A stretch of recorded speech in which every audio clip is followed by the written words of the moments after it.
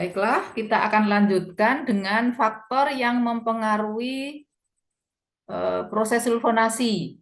Ya, kita mulai ya. Yang pertama adalah zat yang disulfonasi sendiri atau bahan bakunya ya. Oke. Eh, Sebelum bab ini saya sudah sampaikan ada beberapa kereaktifan ya di bab 1 atau di bab pendahuluan. Jadi reaktivitas senyawa yang disulfonasi itu akan berbeda-beda. Misalnya, kalau senyawa aromatik ya, senyawa aromatik yang mengandung gugus ya, mengandung gugus. Gugus yang terikat pada benzen ya, substituen atau gugus ya. Substituen atau gugus yang terikat pada benzen akan berpengaruh pada reaktivitas ya. Nah, apakah gugusnya alkil? Alkil sifatnya membuat aktif atau mengurangi keaktifan, Mbak? Yuk dijawab dari situ. Halo, Mbak? Nah, kok ditanya diam saja? Mbak Intan, adakah Mbak Intan? Coba tunjukkan wajahmu. Kalau ada gugus alkil ini nanti membuat aktif atau membuat tidak aktif? Yuk on kamera semua mahasiswa.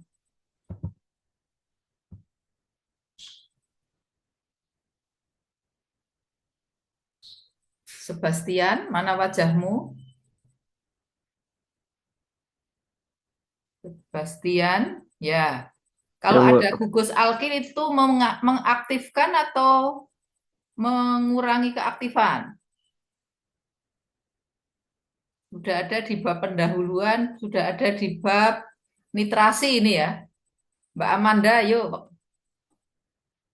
perlihatkan wajahmu. Ya, kalau ada gugus alkil mengaktifkan atau mengurangi keaktifan? Akan mengaktifkan. Mengaktifkan. Kalau gugus klor, Mas Zaki, mana wajahmu Mas Zaki?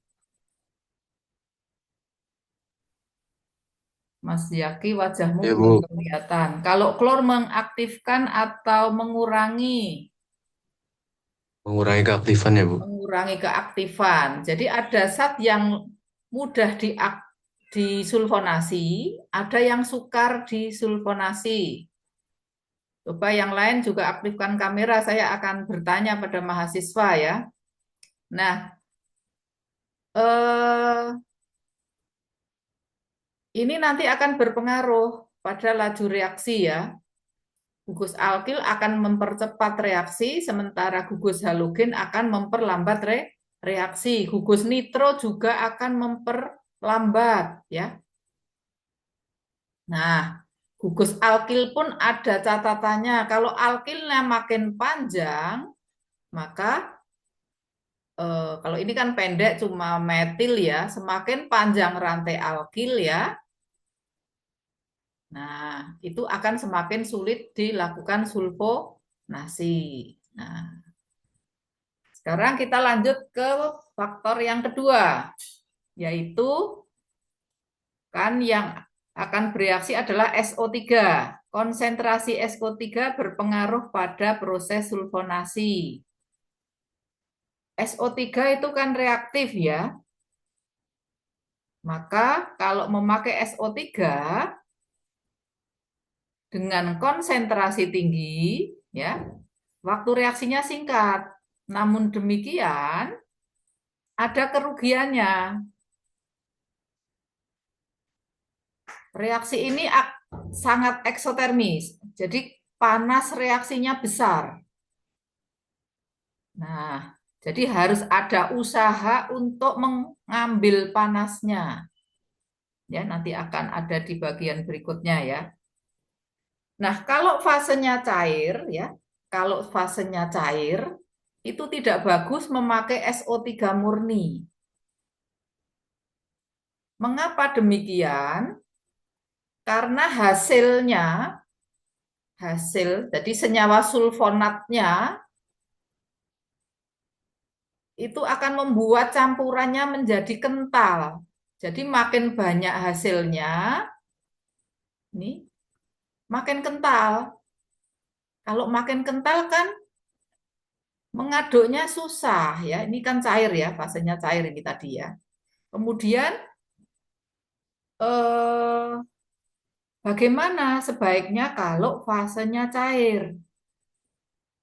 Nah ini, jika reaksinya fase cair, maka SO3-nya nggak boleh banyak. SO3-nya dikecilkan dengan cara apa? Menggunakan oleum. Masih ingat ya? Oleum itu campuran antara SO3 dan H2SO4 ya. Ini. Nah, kalau begitu SO3 itu cocoknya untuk reaksi fase gas. Ya. Nah, karena kalau fase gas meratakan panasnya itu lebih mudah. Ada pertanyaan? Kemudian ada sesuatu yang lain. Kalau fase cair, ya, kalau fase cair ada kemungkinan terbentuk nih polisulfonat. Polisulfonat itu apa, Mas? Halo? Polisulfonat adalah halo?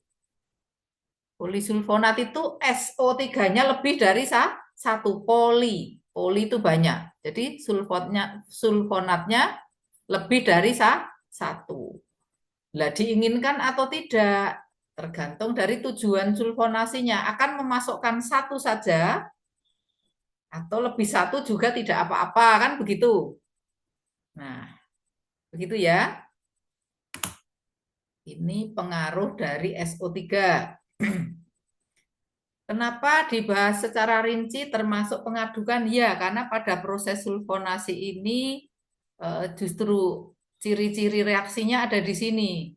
Ya, eh, hasil sulfonat tadi sudah saya sampaikan itu nantinya kan berbentuk padat. Jadi kalau di dalam cairan dia akan makin kental dan makin kental. Kalau fasenya gas, Bu, ya kalau fasenya gas itu ya nggak ada pengadukan. Adanya adalah mengalirkan zat atau mengalirkan reaktan sampai alirannya sifatnya turbulen. Agar terjadi turbulensi ya, akan berfungsi sebagai pengadukan. Ya. Jadi pengadukan tidak sekedar menghomogenkan reaktan-reaktan, tapi juga ini yang penting banget, meratakan panas. Nanti kalau kental, kalau campurannya itu kental berbentuk pasta, tentunya pengaduknya tertentu ya, bisa diaduk dengan ball mill ya. Dan kalau sangat kental, perlu ditambahkan pelarut. Ya, nanti kalau merancang proses diperhatikan hal-hal ini ya. Oke. Suhunya gimana? Suhunya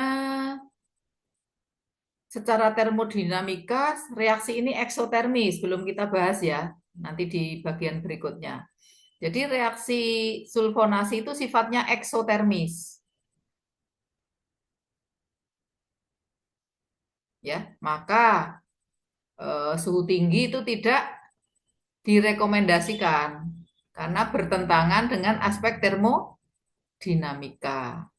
Selain itu, ya, selain itu loh, selain tinjauan termodinamika, ada terjadi reaksi samping, ya. Jadi ingat pembatasnya ini adalah terjadi reaksi samping atau tidak, ya. Reaksi samping apa, Bu? Terjadi polisulfonat, tadi sudah disampaikan. Jadi polisulfonat akan semakin terbentuk jika suhunya dinaikkan. Yang kedua, ya, yang kedua, sulfon SO3 H2SO4 itu juga bersifat sebagai dator. Nah, pada kasus ini kan kita bukan mau reaksi oksidasi ya, maunya reaksi sulfonasi. Tapi kedua zat ini juga punya sifat sebagai oksidator. Nah, semakin tinggi suhunya, reaksi oksidasi makin terjadi. Nah, jadi lebih baik digunakan suhunya rendah meskipun waktunya lama, ya. Jadi kita tidak bisa menggunakan aspek kinetika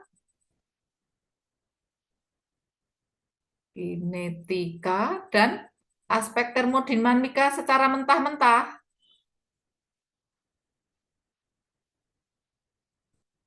ya. Nanti pembatasnya adalah sifat-sifat dari reaksi itu. Jadi tidak selalu reaksinya harus cepat, karena kalau cepat butuh suhu yang lebih tinggi ya. Ternyata di sini kalau suhu tinggi justru terjadi reaksi samping. Ya, jadi mau nggak mau terpaksa sekali harus suhunya direndahkan. Seperti itu ya. Nah, ini ciri proses sulfonasi itu seperti itu. Nah, kalau memungkinkan, tambahkan katalisator yang bisa mempercepat reaksi. Ya, oke. Contohnya kalau sulfonasi piridin itu katalis bisa menaikkan konversi dari 50 menjadi 70. Baiklah, itu ciri-ciri proses sulfonasi yang patut diperhatikan ya. Oke. Ada pertanyaan dulu? Kalau tidak ada, saya lanjutkan. Oh, ini katalisatornya belum selesai ya. Oke. Katalisator yang mengarahkan pada hasil tertentu. Ini di PPT-nya kok hilang ya. Di modulnya ada, silahkan dilihat yang B. Katalisator yang B di modul.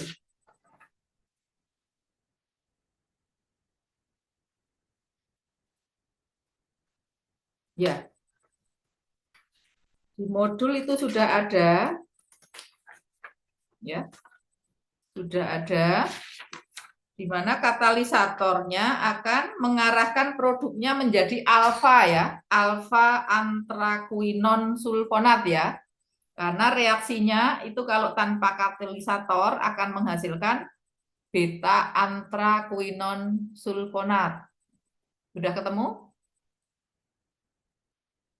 Zaki, sudah ketemu reaksinya di halaman 3? Sudah.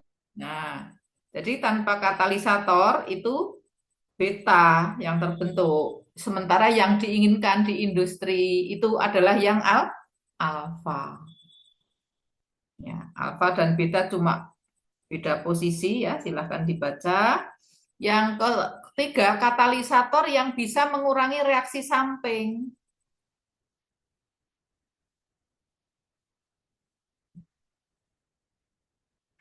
Jadi selain terbentuk polisulfonat, bisa ditambahkan katalisator. Ya, ini adalah reaksi sampingnya. Perhatikan, terbentuk sulfon. Sulfon itu apa toh Bu ini? Sulfon, 2 molekul aromatik diikat oleh SO2. Jadi ini harusnya kan yang diinginkan ini asam benzen sulfonat ini ya Mas. Nah, ini yang diinginkan.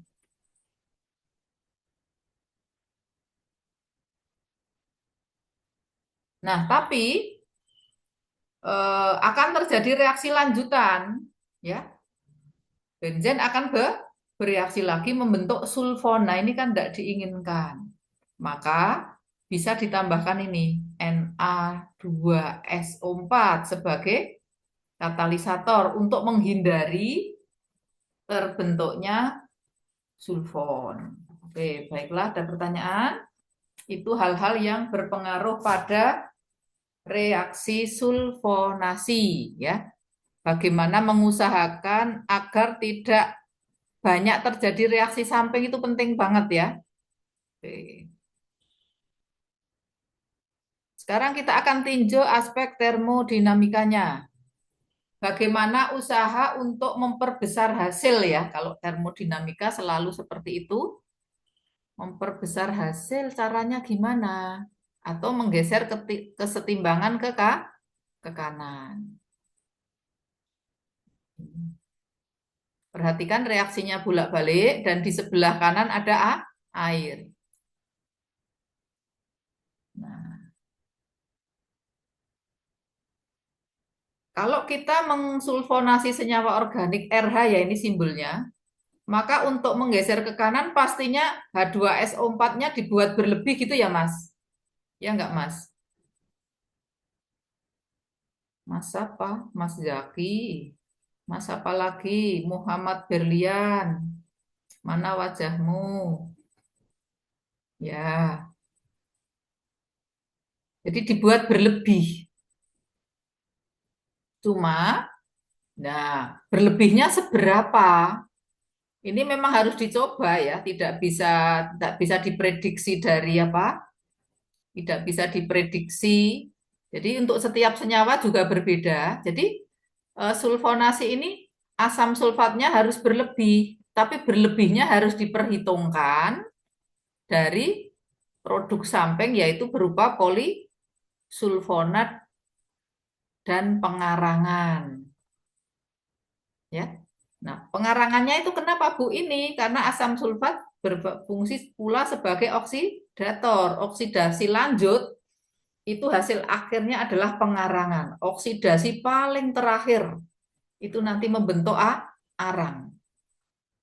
Ya. Oke. Coba dilihat dari reaksinya bolak-balik. Kita bisa menggeser kesetimbangan ke kanan dengan cara mengusir salah satu hasil di mana hasil sampingnya adalah H2O ya, H2O. Nah, jadi bisa saja dilakukan dengan cara destilasi terus-menerus. Jadi nanti reaksinya adalah reaksi destilasi, distillation reaction ya, atau evaporation reaction ya, seperti itu. Bisa seperti itu. Namun ada namunnya. Kalau destilasi itu kan memerlukan suhu yang tinggi ya agar zatnya menguap. Itu juga tidak dibolehkan gitu ya. Kenapa nggak boleh lah? Kalau suhu tinggi kan nanti terjadi oksidasi, terjadi areng. Nah terus gimana Bu? Ya destilasi vakum, tekanannya diturunkan, ya. Dengan menurunkan tekanan maka suhu airnya yang mau dikeluarkan kurang dari 100. Seperti itu ada pertanyaan? Tadi cara fisika, sekarang cara kimia. Silakan kalau ada pertanyaan dulu tadi, destilasinya tadi. Monggo kalau ada pertanyaan. Oke, tidak ada. Baiklah. Kalau cara kimia ada. Jadi di dalam campuran ditambahkan pengikat air. Yaitu ini contohnya. Kalau ini malah bereaksi ya. SOCl2 bereaksi dengan air. BF3 bereaksi dengan air. Ini fungsinya menghilangkan air. Atau bisa juga digunakan asam sulfat sendiri. Asam sulfat berlebih di awal itu berguna menyerap air ya. Jadi fungsi asam sulfatnya ganda sebagai reaktan ya maupun sebagai penyerap air. Jadi fungsi asam sulfatnya double ya, reaktan dan penyerap Oke. Suhu tidak boleh ya, karena ini secara termodinamika tidak boleh suhu dinaikkan. Tadi sudah saya sampaikan. Kalau dari segi tekanan, reaksi sulfonasi bisa dinaikkan tekanannya cuma dibatasi oleh kekuatan alam. Jumlah reaktan tadi sudah disinggung juga di sebelumnya, dibuat reaktan berlebih. Nah, pembatasnya apa? Sulfonating agent atau pereaksi harus dibatasi agar tidak terjadi polisulfon. Begitu? Partisipan tetap 19 ya. Hanya 19 yang hadir di kuliah ini ya, dari 30 peserta ya. Oke.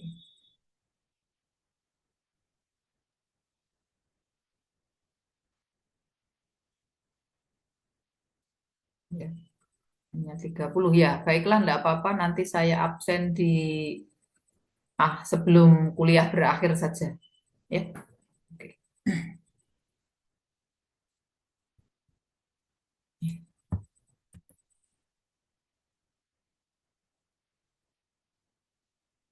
Nah, ini yang dari tadi kita bahas, tapi mungkin mahasiswa belum saya beritahu ya. Dalam reaksi sulfonasi, kalau memakai asam sulfat, tolong dibaca dua kalimat ini. Kalau reaksi sulfonasi menggunakan asam sulfat, ya, maka SO3 akan bereaksi kan, Mbak, Mas? H2SO4 yang bereaksi adalah SO3. Halo? Maka SO3-nya jumlahnya berkurang. Ya enggak? Ya enggak, Mbak Nindya? Iya, Perlu Bu. dijawab dari situ. Iya, Bu. Jadi H2SO4 kan bisa ditulis seperti ini ya, Mbak dan Mas. Gitu. Nah, SO3-nya bereaksi. H2O-nya tetap.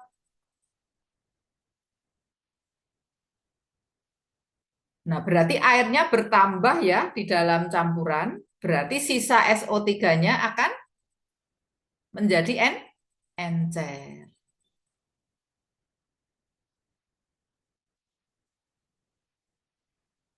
Nah, ada ini, ada batasannya. Ya, ada batasannya. Kalau konsentrasinya makin rendah, reaksinya macet atau tidak bereaksi lagi. Ya, ada parameternya nanti dinyatakan sebagai persen SO3. Di sini saya tulis pi ya. Ini ya, persen pi persen SO3 dalam larutan. Itu ada batas minimumnya. Nah, kalau sampai batas minimum itu, reaksi tidak bisa jalan. Nah, batas minimumnya itu tergantung zat yang disulfonasi, jadi tidak sama. Ya, tergantung dari jenis dan suhu. Nah, ini contohnya. Kalau misalnya reaktannya adalah naftalen, ya, dilakukan sulfonasi, maaf. Maka P itu nanti bisa dihitung ya, nggak apa-apa, tidak saya hitungkan di kuliah ini. Ini langsung persen asam sulfatnya saja ya. Nah, kalau ini kan persen SO3, P itu persen SO3. Kalian nanti bisa mengkonversi. Kalau persen asam sulfatnya 68,5, reaksinya nggak jalan. Berarti kalau digunakan asam sulfat 98% gitu ya Mbak dan Mas, nanti reaksi akan jalan. Kan lama-lama asam sulfatnya menjadi encer. Kalau sampai 68,5 sudah selesai, dia tidak mau bereaksi. Jelaskah sampai di sini Mbak, Mas? Mas, siapa ya? Mas Bintang, sudah jelas? Jelas, Bu. Oke. Beda suhu beda ya. Kalau suhu dinaikkan kan eksotermis, ya. Kalau suhunya 72 itu konsentrasi asam sulfat 63,7 sudah tidak bisa bereaksi. Jadi kesimpulannya gimana Mbak Nur Azizah? Nanti kalau kita melakukan sulfonasi dengan asam sulfat, sisanya tidak boleh mendekati ini, harus di atasnya agar reaksi tetap bisa jalan. Jadi reaksi sulfonasi ini sisa reaktannya itu masih pekat, ya. Nanti harus di recycle ini ya. Mosok limbahnya asam sulfat 68%. Buang-buang uang bukan? Nah, seperti itu. Tergantung pada zatnya, lihat ini nitrobenzen. Gugus nitro itu memperlambat reaksi. Perhatikan. Reaksi mogok kalau asam sulfatnya 100%. Kalau begitu pakai apa, Bu? Pakai apa, Mbak Nur Azizah? Kalau nitrobenzen. Sulfonasinya harus pakai apa?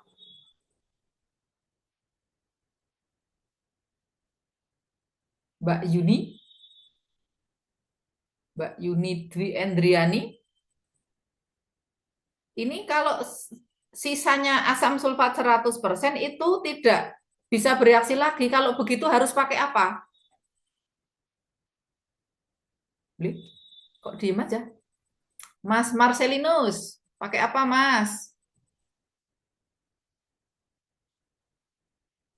Asam sulfat bukan, Bu.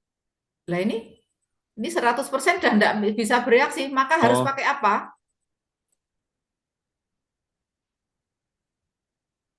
Kemarin kan ada 3 golongan tuh ya. iya, Bu. Nah, jadi harus pakai apa? Dia 100 itu sudah mogok. Kalau nitrobenzen loh ya.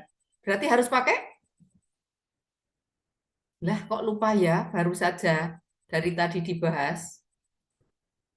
Ini apa? Ini disebut apa? Campuran ini disebut apa? Oleum Ibu. Oleum. Jadi ini nitrobenzen itu tidak reaktif, ya. Maka mempelajari kereaktifan itu penting. Ini tidak reaktif.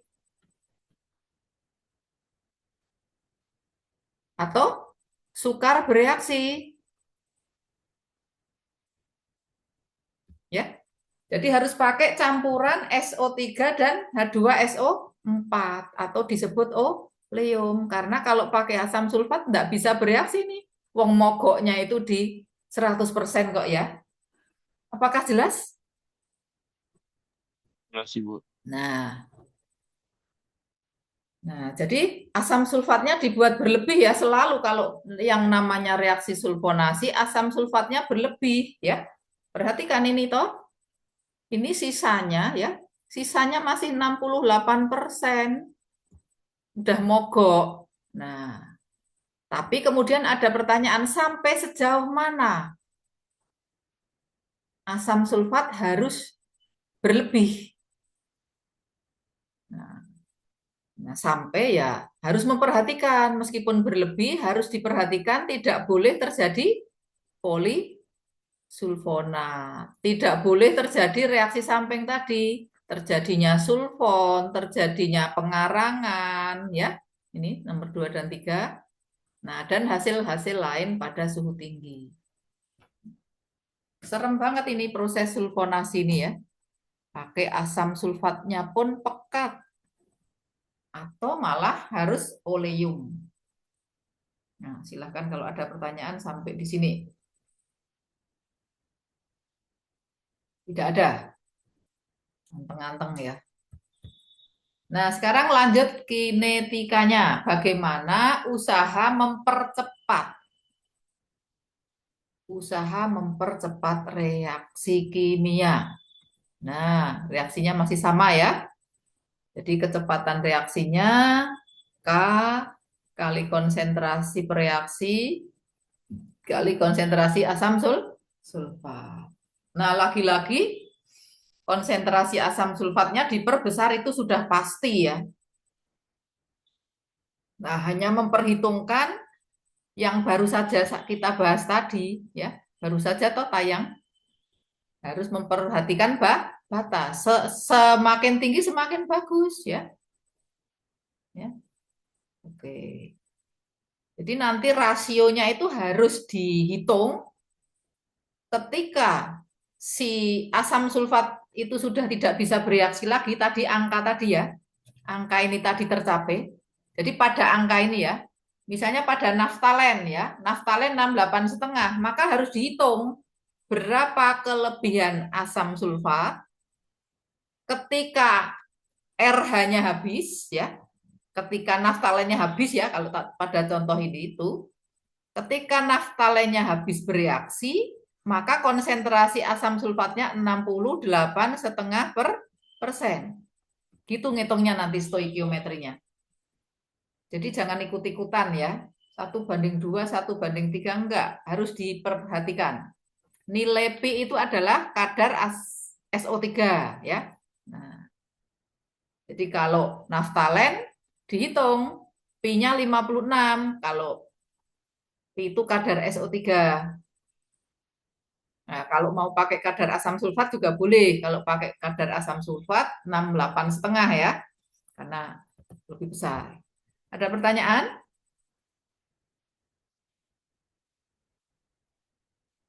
Ya.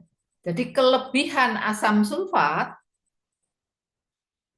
itu sesuai harga tadi. Sisanya harus ya, kalau naftalen itu 68,5, karena setelah 68,5 reaksinya mogok.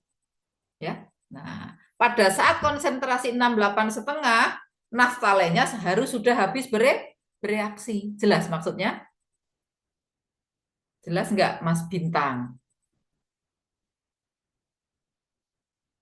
Jelas, Bu. Jelaskah? Atau semakin bingung? Bonaventura itu yang mana ya wajahnya? Ibu tak kenal satu-satu dong. Bonaventura, lihatkan wajahmu. Yang mana Thomas kamu itu?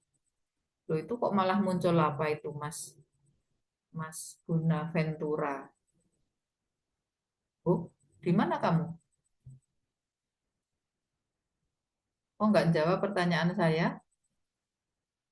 Di rumah, Bu. Oh, Mas Bonaventura yang ini wajahnya ya. Nggak hafal, Ibu belum hafal. Oke.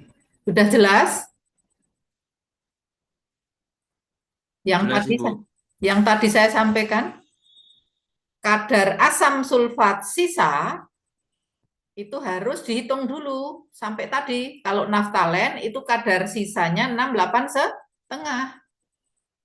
Pada saat 68,5 ini diharapkan naftalennya habis. Sudah jelas atau belum? Dengan kalimat itu? Dengan kalimat ini? Sudah, Ibu. Sudah. Mas Arya Tama, sudah jelas? Sudah, Bu. Oh, sudah jelas. Nek tak suruh ngitung bisa ya? Ya, baiklah. Nanti tak suruh ngitung ya untuk PR. Hari ini akan saya sampaikan PR. Kalau nggak hari ini ya besok ya mau saya send. Untuk PR nitrasi dan PR sulfonasi. Sekalian dua PR saya jadikan satu. Oke, lanjut ya. Nah, jadi konsentrasinya diperbesar, tapi ada batasnya. Oke, soal nomor 2. Usaha untuk mempercepat reaksi nomor 2, memperbesar A ya. R kemarin sudah ya waktu nitrasi. Nah, A-nya diperbesar dengan memperbesar K itu dengan apa? Pengadukan. Ya, saya kira sudah jelas. Suhu dari tadi sudah dibahas ya. Suhu menyebabkan oksidasi. Ya. Menyebabkan polisulfonat, menyebabkan pengarangan. Nah, sampai berapa suhunya? Ya, diusahakan faktor-faktor ini tidak terjadi. Ya. Itu tentang termodinamika, tentang kinetika. Ada pertanyaan dulu sebelum saya lanjutkan ke pengolahan lanjut. Waktu nitrasi nggak ada pengolahan lanjut, Bu. Enggak, karena kalau yang sekarang ini spesifik ya, pengolahan lanjut untuk proses sulfonasi itu perlu dipelajari. Ada pertanyaan? Saya tunggu, jangan cuma ngezoom tok tapi nggak ada ininya.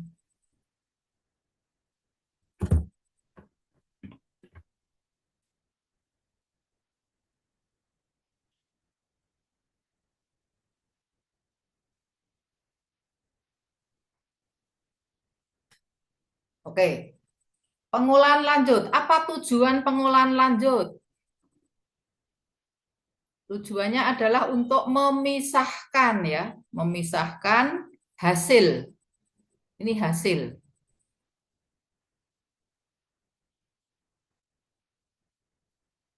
Dari bahan-bahan lain. Ya. Apa bahan lain tersebut? Terutama adalah kelebihan asam. Ya toh? Tadi kan sisa asam sulfatnya harus 68%, begitu ya, Mas? Terhadap apa? Reaktan yang sisa. Ini sisa. Kemudian hasil samping. Nah, bagaimana caranya? Nah, caranya ada macam-macam. Nah, yang pertama, sulfonat yang terbentuk itu ada yang tidak larut pada asam encer. Ya. Nah, padahal sisanya tadi masih pekat enggak, Mas? Mbak Esther. Mana wajahmu, Mbak Esther? Masih, Bu. Mbak Esther. Tadi sisanya asam sulfat berapa, Mbak? Kalau naftalen, Mbak? 68,5. 68 itu pekat atau tidak, Mbak? Pekat, Bu. Masih pekat ya. Jadi sisa asamnya itu masih pekat. Nah, kita bisa manfaatkan sifat kelarutannya. Dalam asam sulfat pekat, hasilnya larut. Jadi kemudian tidak larut kalau asamnya encer. Berarti kita bisa mengencerkan, tambahkan saja air. Maka akan menjadi asam encer, ya toh. Kemudian hasilnya menjadi tidak larut. Begitu? Nah, maka kemudian tinggal dipisahkan. Dia akan mengendap ya. Alatnya bisa settler ya. Mengendap, diendapkan. Ada yang mau bertanya tentang ini? Tentang metodenya pengenceran. Metode kedua disebut salting out, menambahkan garam. Perhatikan, ini adalah hasil, ditambah garam. Nanti akan menjadi kristal garam. Ya, garam sulfonat berbentuk kristal. Sedikit larut dalam asam encer, artinya dia tidak larut dalam asam encer. Ya, bisa dipisahkan. Yang ketiga, ditambahkan kalsium. Ya. Nah, perhatikan reaksinya, sulfonat akan menjadi kalsium sulfonat. Ini larut dalam air. Kemudian asam sulfatnya bereaksi pula membentuk gipsum, membentuk CaSO4 ini tidak larut. Nah, tinggal dipisahkan. Ya. Kalsium ininya tinggal dipisahkan, ya. Nah, jadi asam sulfatnya sekarang yang henti mengendap kalau dalam kasus ini ya. Nah, hasilnya yang larut. Nah, ada catatan lain kalau pakai CaCO3 akan timbul CO2 pula ini ya. Ini catatan saja. Kemudian kalsium sulfonat ini ya, Ini ya, ini taruh sini ya. Nah, ini bisa dilanjutkan. Ternyata, perhatikan ya, kalsium sulfonat ini, kalsium benzen sulfonat ini bisa direaksikan dengan Na2CO3 pada pembuatan penol, ya. Nah, penol itu kan rumusnya kayak gini. Nah, ini ya. Nah, ini penol. Nah, penol ini ternyata bukan benzen langsung dikasih OH, bukan. Benzen dilakukan sulfonasi. Ya. Setelah disulfonasi, setelah dipisahkan, dirubah menjadi natrium sulfonat. Ya. Nah, natrium sulfonat ini ya, ternyata masih panjang ceritanya. Natrium sulfonat dirubah menjadi natrium fenolat. Ini ada ceritanya sendiri ya, tapi di sini nggak diceritakan, dilebur ya. Nah, dari natrium fenolat diasamkan menjadi penol. Jadi panjang ini sampai 4 kali ya ini. Belum tahu ini cara yang lebih mudah ya. Oke, itu pengambilan hasil ya. Oke, yang keempat dengan cara menambahkan pelarut. Jadi senyawa-senyawa sulfonat bisa dipisahkan dengan menambahkan pelarut. Ya. Oke, ini catatannya Mbak dan Mas. Natrium sulfat, kok ada natrium sulfat? Lah iya, tadi kan asam sulfatnya bisa dirubah menjadi natrium sulfat kan, ya. Nah, natrium sulfat tidak larut dalam alkohol, sementara sulfonatnya larut. Ini hasil ya. Oke. Demikian, ini tadi adalah pengolahan hasil ya. Ada yang ditambah pelarut, ada yang ditambah CaCO3, ada yang diencerkan, ada yang ditambahkan garam. Ada pertanyaan Mbak sampai di sini? Dan Mas? Ayo agak aktif.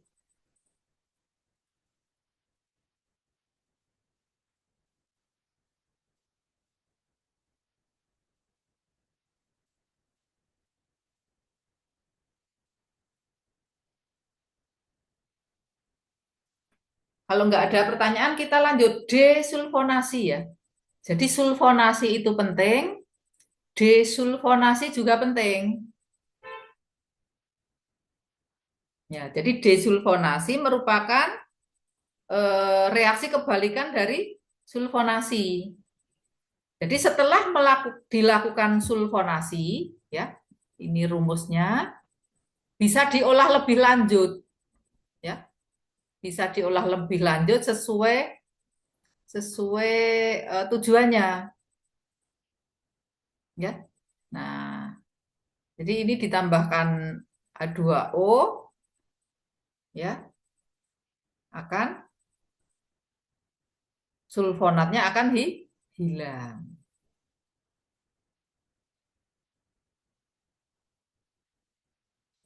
Jadi seandainya reaksi ini tidak diinginkan, jangan ditambah air, gitu ya. Nah, kalau diinginkan, tambahlah air, karena bolak-balik ini ya. Oke, sekarang tujuannya apa desulfonasi? Yang pertama untuk pemulihan bahan baku. Maksudnya gimana Ibu? Maksudnya gini, coba perhatikan. Pembuatan DDT. Pembuatan DDT itu reaksinya seperti reaksi yang pertama. DDT itu singkatan ya, dikloro. Ya, ini ada 2 Cl ini dikloro. Kemudian difenil ini gugus fenil ya, trikloretan. Trikloroetana. 3 klor ya ini. Nah, ini trikloroetana. Nah, dibuatnya dari klor benzen ini ya, Mbak. Nah, dan ini senyawa ini. Ini reaksinya. Katalisatornya adalah oleum. Nah, karena adanya H2SO4, maka klor benzen terjadi sulfonasi juga. Ini hasil samping namanya.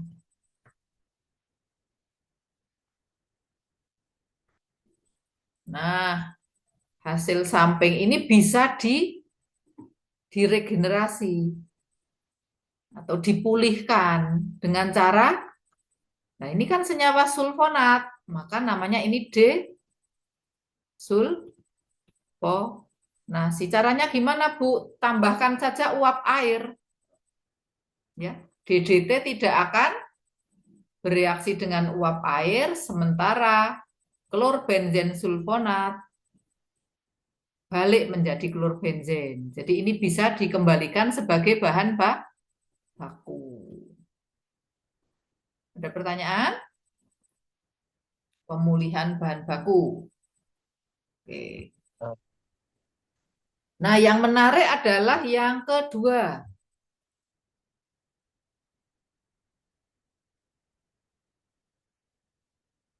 Untuk tujuan sintesa. Perhatikan ini adalah toluen ya, Mbak. Toluen. Toluen kalau dilakukan ditambahkan klor akan terbentuk 3 produk, orto, meta, dan para. Nah, padahal yang diinginkan cuma 1, klorotoluen. Nggak mau ada campuran. Terus caranya gimana? Loh, ternyata ada caranya. Ini kan posisi orto. Ini posisi para. Nah, maka posisi paranya diisi dulu dengan sulfonat. Jadi dilakukan sulfonasi dulu. Nah, ininya. Nah, kalau dihasilkan, dilanjutkan reaksi dengan klor, maka ini yang akan terisi. Ya, kan paranya sudah tidak ada, ya. Nah, begitu. Ada pertanyaan? Tidur semua. Nah, lah yang diinginkan ortoklorotoluen, Bu. Lah sulfonatnya gimana? Sulfonatnya dihilangkan. Ya namanya desulfonasi. Dengan demikian produknya cuma 1, ortoklorotoluen tanpa campuran. Karena kalau memisahkan campuran ortopara meta itu susah. Lebih susah daripada reaksi ini. Ada pertanyaan, Mbak dan Mas?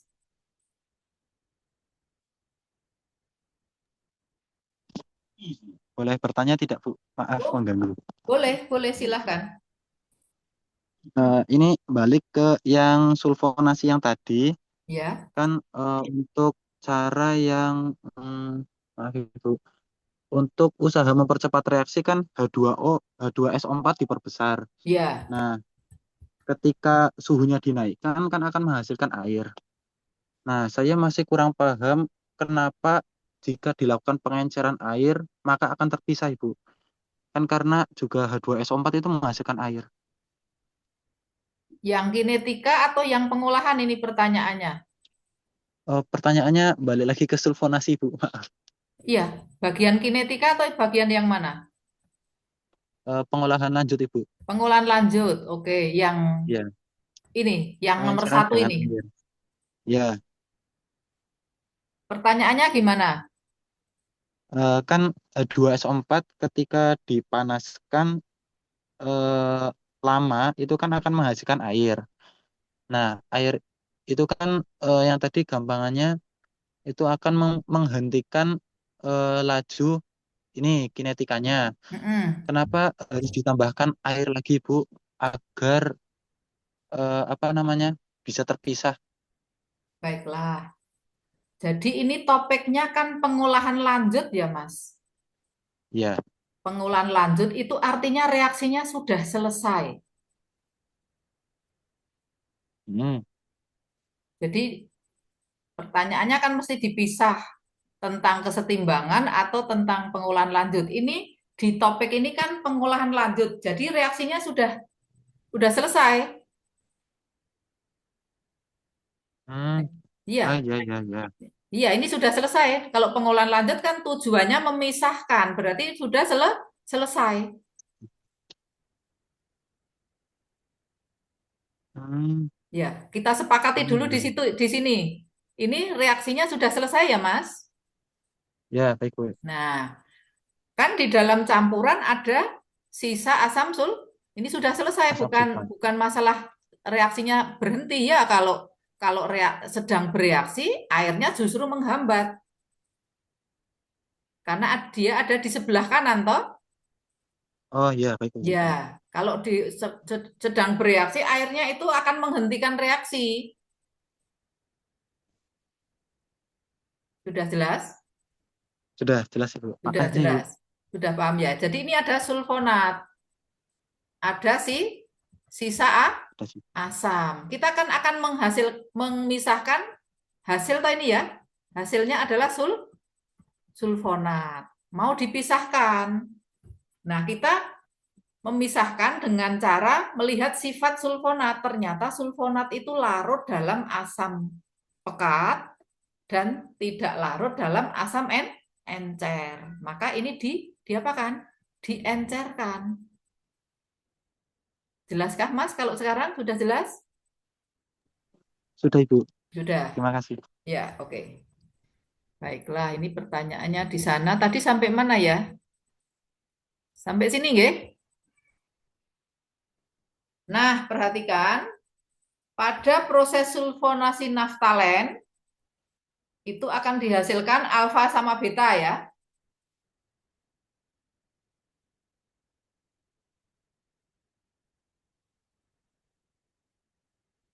Alfa sama beta. Yang diinginkan alfa apa beta?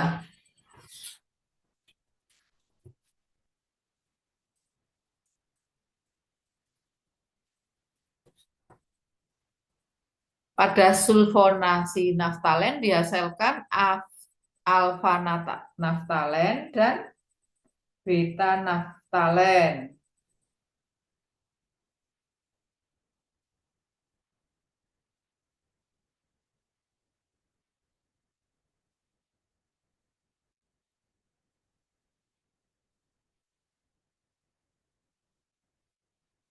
Maka kita bisa menghilangkan, ini agak kebalik-balik sepertinya ya. Mungkin nanti saya cek ulang ya dari buku teksnya ya. Kok saya sendiri ini merasa keliru ya.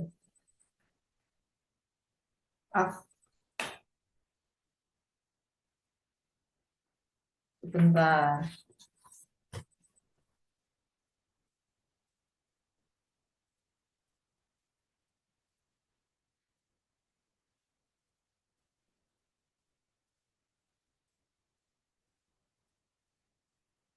Ini buka ini apa?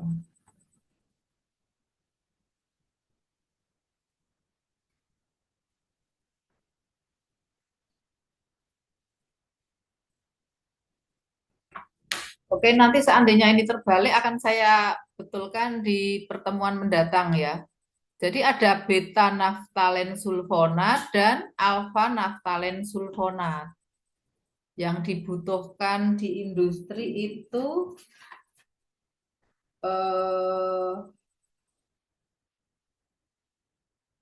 beta.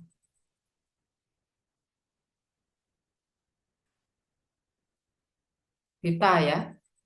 Nah, untungnya alfa naftalen sulfonat itu tidak stabil. direaksikan dengan air atau didesulfonasi mudah. Coba saya izin menengok buku teksnya ya. Kok menurut saya ada yang kebalik ya.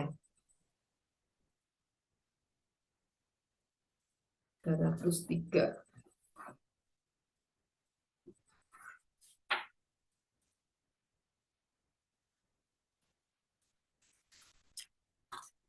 Minta izin sebentar.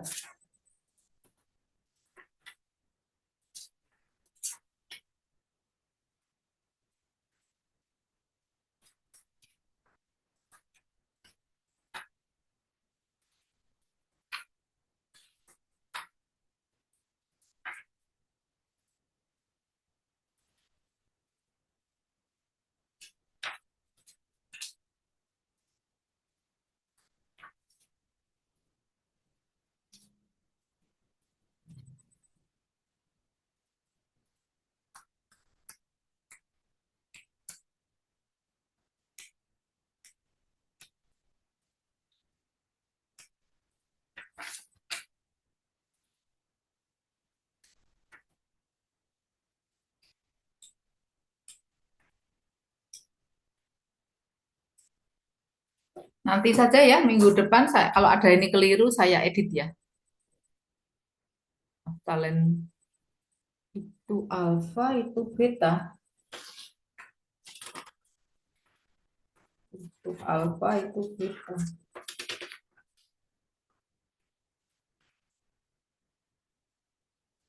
Itu beta, itu alfa.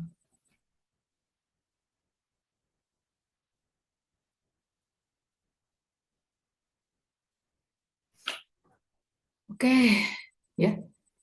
Nah, jadi sudah yang keempat tadi untuk memisahkan isomer, nanti kalau keliru akan saya edit dari buku teksnya ya.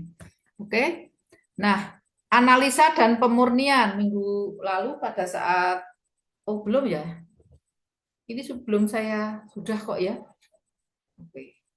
Jadi reaksi desulfonasi bisa digunakan untuk analisa dan pemurnian. Perhatikan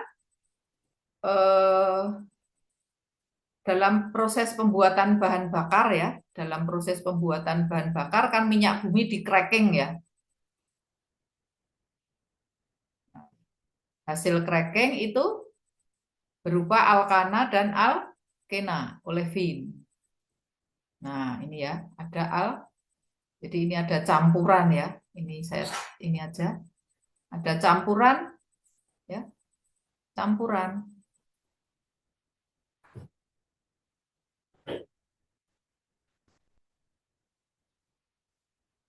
Nah, ini alkenanya bisa dihilangkan ya dengan cara dilakukan sulfonasi. Ini hasilnya. Ini punya sifat larut dalam air ya. Nah, ini tidak bereaksi.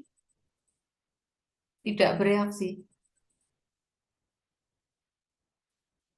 Nah, alkana kan tidak larut dalam air.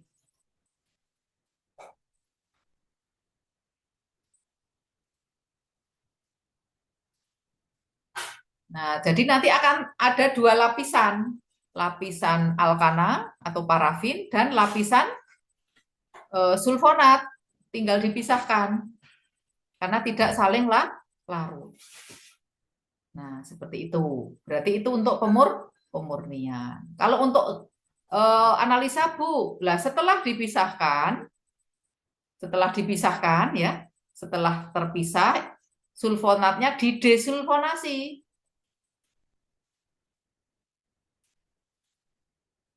Nah, ininya kemudian dititrasi.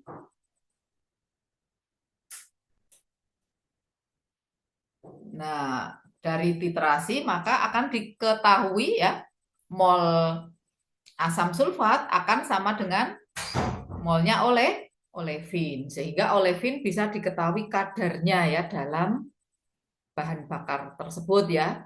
Nah, sehingga nanti berikutnya berapa kebutuhan asam sulfat untuk memurnikan itu bisa dihitung. Sampai di sini ada pertanyaan? Analisa dan pemurnian?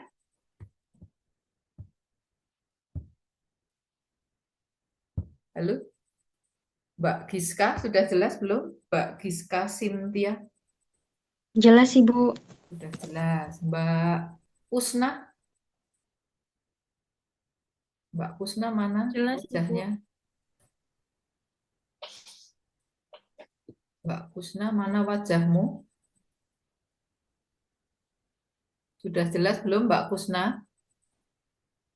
Sudah, Ibu. Oke.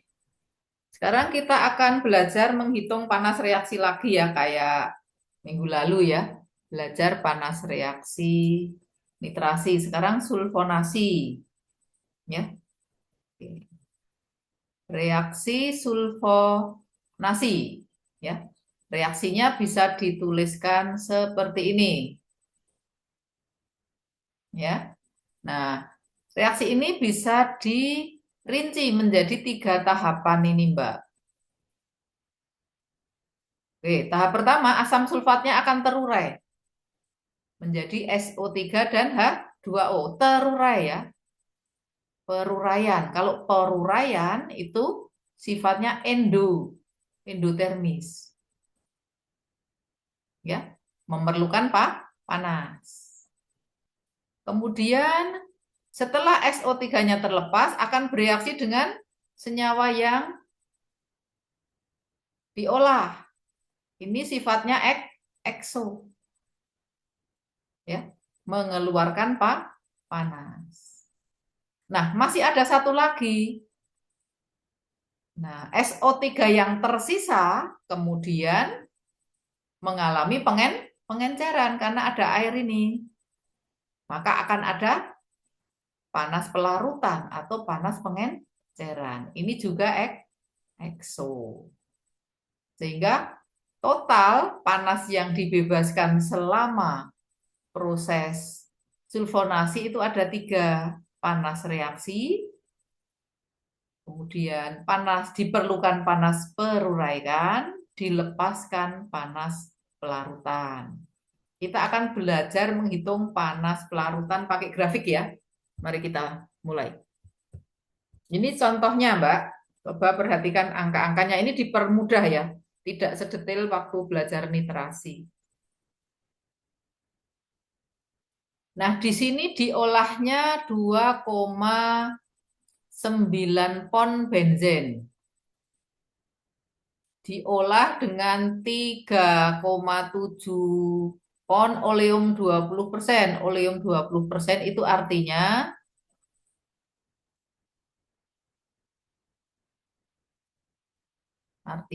larutan terdiri dari 20% SO3 dan 80% H2SO4. Ya. Ini sudah ada angka semua, ada sekian pon sulfonat dan sisa asam 2,71 pon. Ini panas reaksinya enggak disuruh ngitung, sudah diketahui saja. Min 905 BTU per pon SO3. Kemudian juga sudah diketahui SO3 yang bereaksi itu 1 pon. Ya. Ini sudah diketahui. Nah, diminta menghitung panas yang timbul. Karena panas reaksinya sudah diketahui, berarti kita cuma ngitung apa? Panas peruraian 1 dan ini sebelum bereaksi berarti akan ada panas peruraian. Kedua, setelah bereaksi nanti ada panas pelarutan. Ini nanti nilainya positif, ini nilainya negatif. Begitu. Jadi nanti pakai grafik. Ya, nanti pakai grafik. Grafiknya cuma 1, peruraian ataupun pelarutan itu sama. Hanya nanti kalau peruraian itu tambahi simbol positif, kalau pelarutan diberi simbol negatif. Baiklah, kita mulai ya. Oke, sebelum reaksi berapa toh kadar SO3-nya? Jadi menggunakan grafik ini yang diperlukan hanya data persen SO3. Ya, ini persen SO3.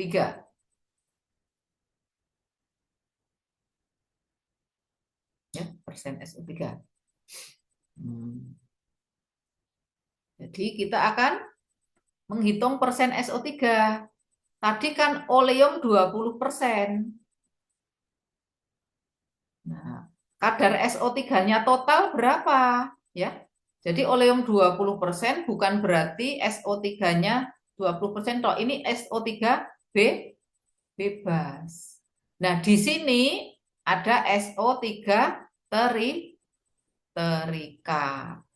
Nah, yang bebas 20%, oke.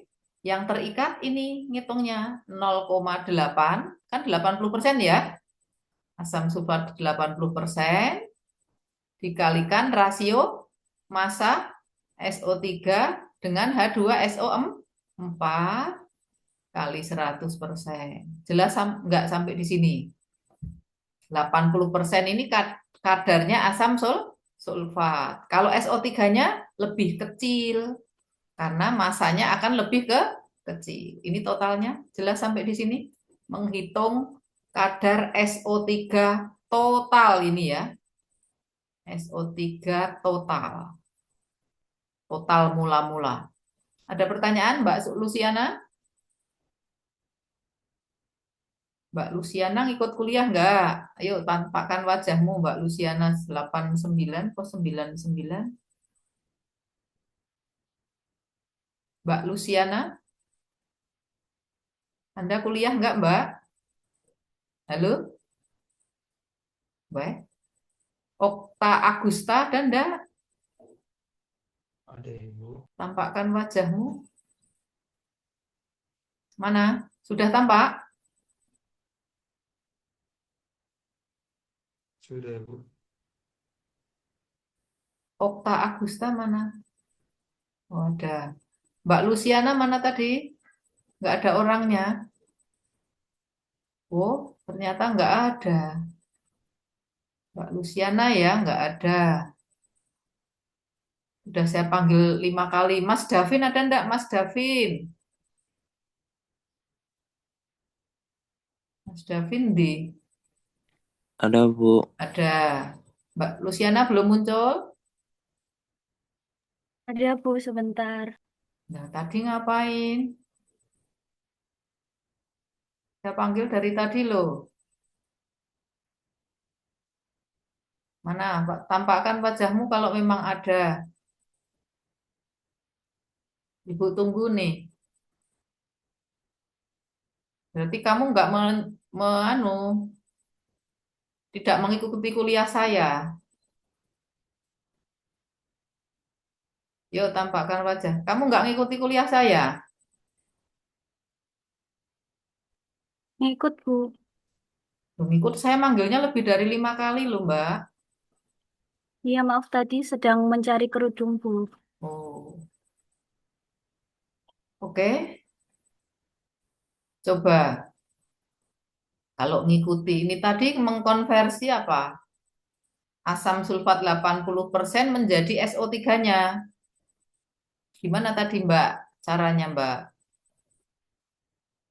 Mbak Luciana.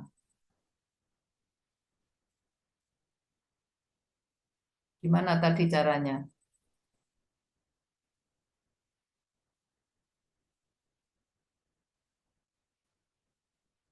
Mbak Amanda, coba diulang. Bagaimana mengkonversi kadar asam sulfat 80% akan dirubah menjadi kadar SO3? Tadi kan seperti yang dijelaskan kalau persen H2SO4 kan 80% itu terdapat SO3 terikat. Jadi tinggal cari aja 0,8 dikali massa relatif SO3 per massa relatif H2SO4 kemudian dikali 100% Bu. Terus Oke. kemudian dapat persen SO3 terikatnya. Oke.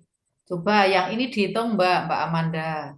Ini kamu hitung pakai kalkulator. Ini 0,8 kali 80/98 kali 100% pakai kalkulator. Di situ nggak ada. Ininya saja yang saya minta hitung, yang saya buletin. Ini hasilnya berapa? Tolong dihitung.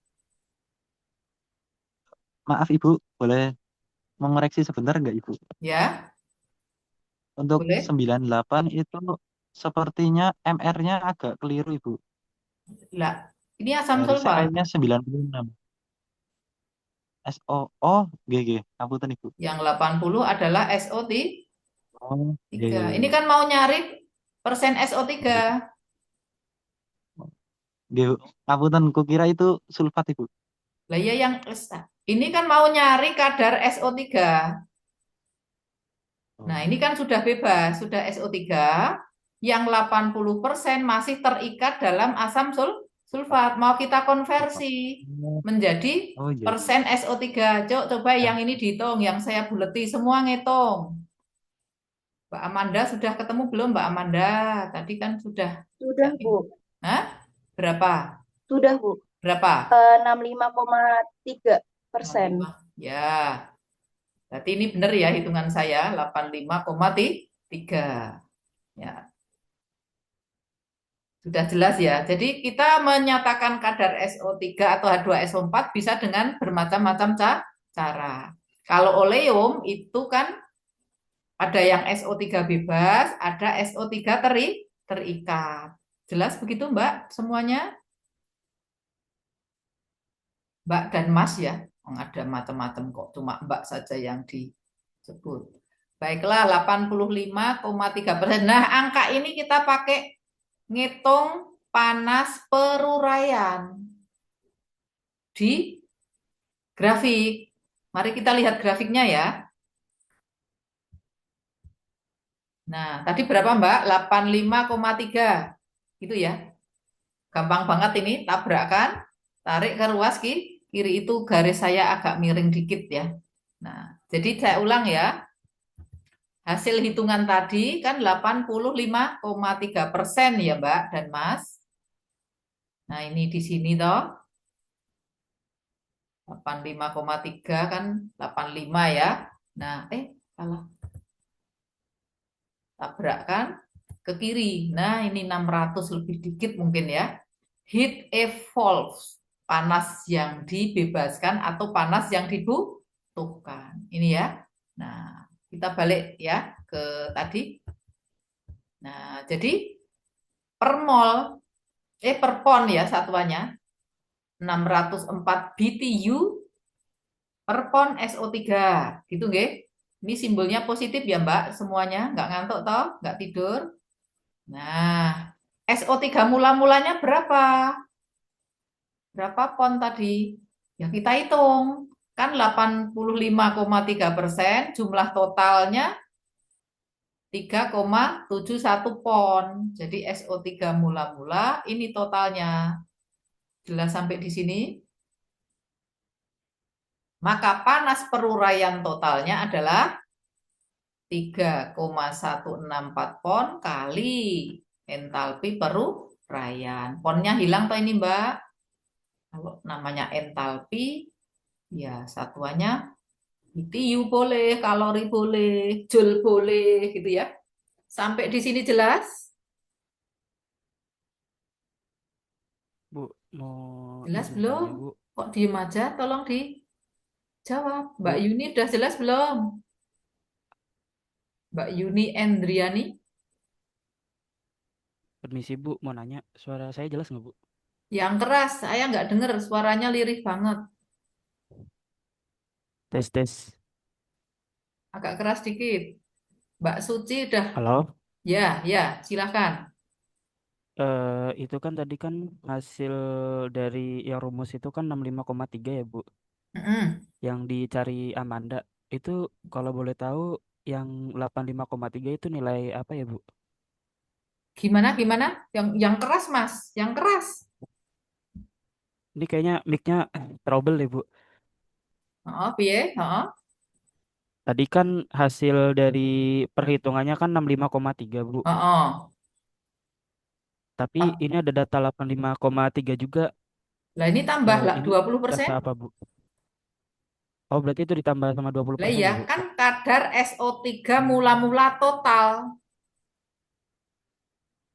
Jadi pada tahapan ini kita mau nyari persen SO3 mula, kan total. SO3-nya bebas dan terikat. Ini sekarang kita totalkan. Jelaskah? Jelas, Bu. Terima kasih, Bu. Nah, jadi ini total, ini sudah 20%-nya kan ada di sini. Nah, yang belakang ini kan saya nggak ngitung gitu loh ya. Mahasiswa tak suruh membuktikan apa betul ini 65,3 sehingga ini 85,3-nya benar. Ini sudah jelas? Semuanya? Mbak Esther sudah jelas, Mbak Esther? Sudah, Bu. Sudah. Baiklah, sudah tahu ya, ini dicatat. Ini plus ya simbolnya. Nah, jadi diperlukan. Sekarang yang setelahnya. Setelahnya itu kita sudah punya data. Oleum mula-mula 3,71. SO3 mula-mula jumlahnya 3,164. Maaf ya. Jelas di sini? Diingat-ingat ya, SO3 mula-mula 3,164 pon. Bereaksi berapa? Bereaksi 1 pon sudah ada di soal. Ya, berarti sisanya berapa SO3-nya? Ya, tinggal mengurangi bukan?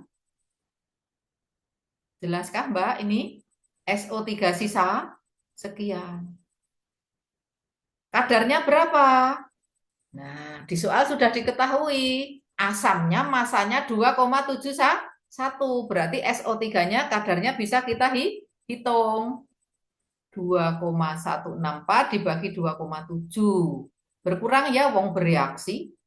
Dari 85,3 sisanya 80,17. Sampai sini dulu. Ada yang tidak jelas? Mas Muhammad Berlian sudah jelas atau belum? Sudah jelas, Ibu. Sudah jelas. Mbak Nur Azizah, tampakkan wajahmu.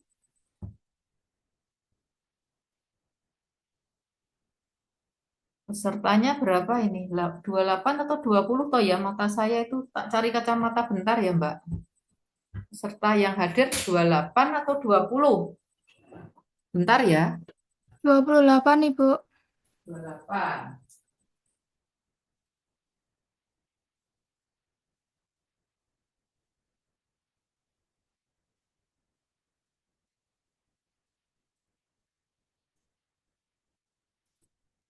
Delapan ya, berarti nanti di akhir kuliah saya absennya ya nggak hadir aja ya, biar mudah. Sudah jelas semuanya? Mbak, siapa lagi? Mas Arya Tama yang mana ya? Kok ya saya ya pengen kenal kalau di jalan itu kalau ketemu. Oh, Mas Arya Tama sudah jelas Jelas, belum? Ibu. Sudah jelas Sudah, banget ya. Ibu. Oke, berarti dengan cara yang sama ya, kita akan plotkan 80,17 ke grafik untuk mendapatkan panas pelarutan. Yuk, mari kita lihat. Ini enggak saya gambar, kita gambar langsung aja ya. Enggak usah. Tadi berapa? 80, berapa tadi, Mbak? 17. 80 ya, 80 ya. 80 ya kita gambar aja ke atas. Ya, ini enggak pas banget, enggak apa-apa ya. Enggak bisa lurus tangan saya. Tabrakan ke ruas kiri bukan?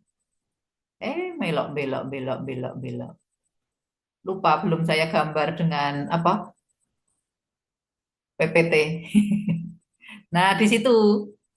Nah, kalau kalau saya itu katanya 6 berapa itu 710 ya. Nah, ini kan salah salah salah salah salah. Salah ya, salah salah 80 tidak di situ. 80 itu kan di sini toh, Mbak. Itu tadi kan 8. Nah, maaf Ibu salah ya. Diulang. Ini salah. Nah, ke sana deh. Yang ini. Ya toh? Terus ke kiri. 700 lebih dikit kan ya? Nah, di sini. Punya saya itu 710 ya. Jadi caranya gitu. Tadi saya keliru ya. Nah, Jadi caranya sama.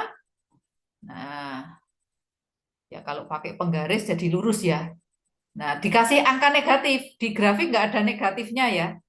Hanya dibalik kalau peruraian itu positif, kalau pelarutan itu kan gabung ya, itu negatif. Per pon ya ini, jadi totalnya tadi 2,164. Nah, ini totalnya. Maka kita bisa menghitung panas seluruhnya yang ditimbulkan. Ini panas reaksi. Ini panas baru perayaan positif. Ini delta H pelarutan. Seperti itu ya kalau nanti skripsinya sulfonasi misalnya ya. Maka 3 reaksi E3 ini harus dihitung semua agar nanti menghitung alat penukar panasnya tidak salah. Masih ada contoh soal, nanti mahasiswa bisa membaca sendiri, nanti bisa bertanya pada saya kalau tidak jelas ya. Nah, ini ada contoh lagi, silahkan nanti dibaca ya, tidak sama persis, memang sengaja. Dan nanti akan saya kirimkan tugas yang menghitung ya, ada 2, yang satu adalah bab nitrasi, yang satu bab tentang sulfonasi. Oke. Jadi kita akan lanjutkan dengan halogenasi, tapi istirahat dulu 5 menit ya. Biar nggak boring kalian. Yang mau makan silahkan, yang mau minum juga silahkan. Ibu tak istirahat 5 menit. Karena juga ganti topik. Ini